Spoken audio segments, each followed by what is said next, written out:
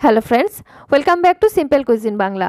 আজকে আমি আবারও ওটস এবং ডিম দিয়ে তোমাদের সঙ্গে বেশ নতুনত্ব একটা রেসিপি শেয়ার করছি, যেটি ভীষণ মুখরোচক এবং স্বাস্থ্যকর।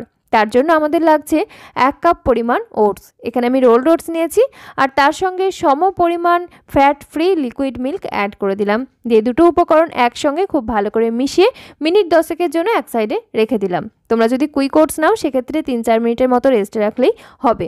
তারপর আমি এখানে একটা টমেটো নিয়েছি, একদম পাকা লাল টুকটুকে এবং মাঝারি সাইজের টমেটো। এটাকে আমি সমান দুভাগে ভাগ করে নিলাম। অর্ধেকটা অংশ ছোট ছোট টুকরো করে কেটে নিচ্ছি, আর বাকি অর্ধেকটা এই রেসিপিতেই অন্যরকমভাবে ব্যবহার করব। তোমরা যদি ছোট সাইজের টমেটো নাও সেক্ষেত্রে দুটো টমেটো এখানে লাগবে। তারপর একটা প্যান গরম করে নিয়েছি, এর মধ্যে 1 চামচ মতো সর্ষের তেল ব্যবহার করেছি, আর তেলের মধ্যে মোটামুটি 50 গ্রামের মতো খোসা সহ কাঁচা চীনাবাদাম একটু ভেজে নিচ্ছি। তোমরা যদি এখানে আগের থেকে রোস্টেড বাদাম ব্যবহার করো সেটা একটু পরের দিকে ব্যবহার করতে হবে, তবে আমি কাঁচা বাদাম নিয়েছি তাই ফার্স্টে বাদামটাকে একটু ভেজে নিয়ে এর মধ্যে ফোড়নে দিয়ে দিলাম 1 চা চামচের মতো গোটা জিরে। তাতে করে ফ্লেভার যেমন ভীষণ ভালো লাগে, ঠিক সেরকম এর ফুড ভ্যালু একটু তো বেড়ে যাচ্ছেই।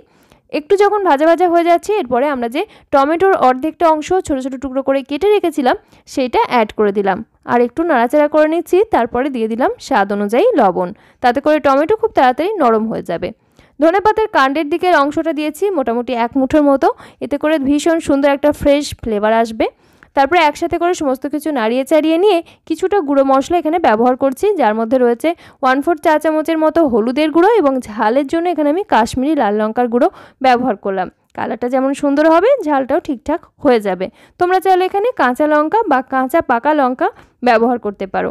একটু নাড়াচাড়া করে নেওয়ার পর 1/2 কাপের মতো জল দিয়ে দিলাম, যাতে ভালো করে সিদ্ধ হয়ে যায়। তারপরে ভালো করে মিশিয়ে নিয়ে এটাকে ঢাকা চাপা দিয়ে মিনিট 3-4-এর জন্য একদম লো ফ্লেমে কুক করে নেব, যাতে সব কিছু ভালোভাবে সিদ্ধ হয়ে যেতে পারে। বন্ধুরা, টমেটোর যে অর্ধেকটা অংশ রেখেছিলাম সেটার বীজ ছাড়িয়ে নিয়েছি, সাথে গাজর, বিনস, ক্যাপসিকাম এবং পেঁয়াজ নিয়েছি। এগুলোকে এই ফাঁকে টুকরো করে কেটে নিলাম।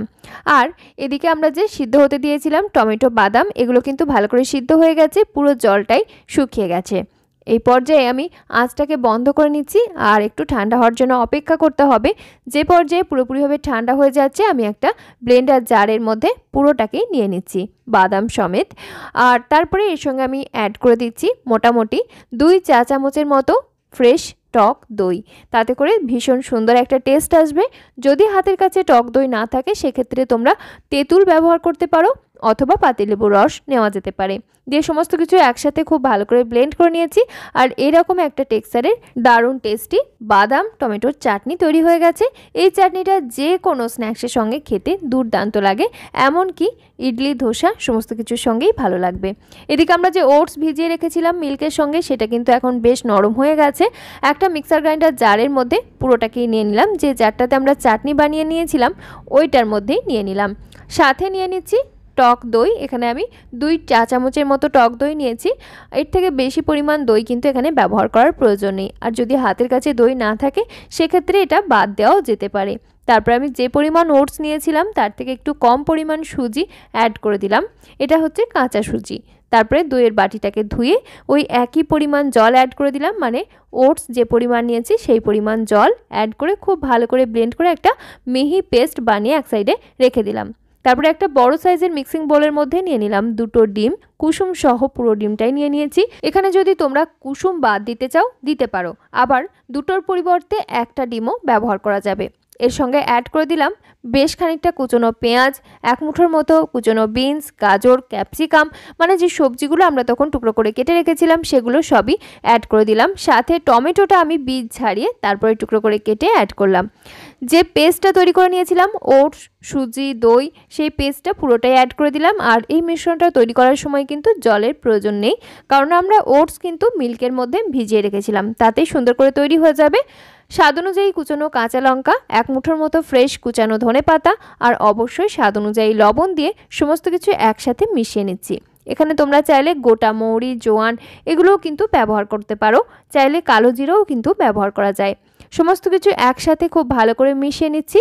আর মিশ্রণের ঘনত্ব কিন্তু এরকম থকথকে টাইপেরই হবে, এর থেকে বেশি পাতলা বা এর থেকে বেশি ঘন করার কোনো প্রয়োজন নেই। বন্ধুরা, আজকে তোমরা যারা ফার্স্ট টাইম আমাদের চ্যানেল ভিজিট করছো তাদের জন্য বলে রাখি, আমি আলিয়া। আমাদের চ্যানেল সিম্পল কুইজিন বাংলায় আমি কিন্তু এরকমই স্বাস্থ্যকর রেসিপি শেয়ার করে থাকি। তোমরা যারা হেলদি ফুড পছন্দ করো কিংবা ওয়েট লস জার্নির মধ্যে রয়েছো তাদের জন্য আমার রেসিপিগুলো একেবারে অ্যাপ্রোপ্রিয়েট। চাইলে চ্যানেলটি সাবস্ক্রাইব করে পাশে থাকা বেল আইকনটা অল করে রাখতে পারো এই ধরনের স্বাস্থ্যকর রেসিপির সন্ধান পেতে। তারপরে একটা আপ্পে প্যান এখানে আমি গরম করে নিয়েছি, আর এর মধ্যে সরষের তেল দিয়ে নিয়েছি অল্প অল্প করে প্রত্যেকটা খাঁজে, আর দিয়ে নিচ্ছি সাদা তিল, যেগুলোর মধ্যে রয়েছে প্রচুর পরিমাণে ওমেগা 3 এবং এর মধ্যে এমন কিছু গুণাবলী রয়েছে যেগুলো আমাদের শরীর সুস্থ রাখতে সাহায্য করে, হার্টের স্বাস্থ্য ভালো রাখতে সাহায্য করে, শরীর থেকে ব্যাড কোলেস্টেরল বের করে দিতে সাহায্য করে, এমনকি ওজন নিয়ন্ত্রণে রাখতেও ভীষণভাবে হেল্প করে। তো সেই জন্য সাদা তিলটা অবশ্যই ব্যবহার করার চেষ্টা করবে। আর যে ব্যাটার আমরা তৈরি করে নিয়েছিলাম সেখান থেকে এক চামচ করে ব্যাটার এভাবে করে দিয়ে নিচ্ছি। দেখো খুব সুন্দর করে তৈরি হয়ে যাচ্ছে কিন্তু। আর যেহেতু আমরা ডিম ব্যবহার করেছি এর ফ্লেভার কিন্তু ভীষণ সুন্দর হয়। তোমরা যদি নিরামিষভাবে বানাতে চাও সেক্ষেত্রে আমার চ্যানেলে প্রচুর নিরামিষ রেসিপি শেয়ার করা আছে, পেঁয়াজ রসুন ছাড়া সম্পূর্ণ নিরামিষ, সেগুলো কিন্তু অবশ্যই চেক করে দেখে নিতে পারো। একটা সাইড সুন্দর করে হয়ে যাওয়ার পর আমি এগুলোকে উল্টে নিচ্ছি। আর দেখবে আপ্পে তৈরি করার সময় মাঝেরগুলো আগে তৈরি হয়ে যায়, ওই জন্য অবশ্যই মাঝেরগুলোকে আগে উল্টে নিতে হবে। আর এখানে আমরা খুব সামান্য পরিমাণ তেল ব্যবহার করেছি, তাতেই কিন্তু দারুণ টেস্টি নাস্তা তৈরি হয়ে যাচ্ছে। আর একটা জিনিস তোমাদেরকে বলে রাখি, সেটা হচ্ছে তোমাদের হাতের কাছে যদি আপ্পে প্যান না থাকে সেক্ষেত্রে যে কোনো তাওয়া বা প্যানেতেই কিন্তু এই নাস্তাগুলো তৈরি করে নেওয়া যায়। জাস্ট আকৃতিগুলো অন্যরকম হবে, প্যানকেকের মতো করে বানিয়ে ফেলতে পারো।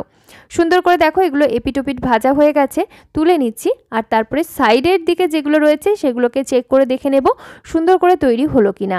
যদি সাইডেরগুলো কাঁচা থাকে আমি মাঝের দিকে এগুলোকে ট্রান্সফার করে দিচ্ছি যাতে এগুলো তাড়াতাড়িভাবে হয়ে যায়।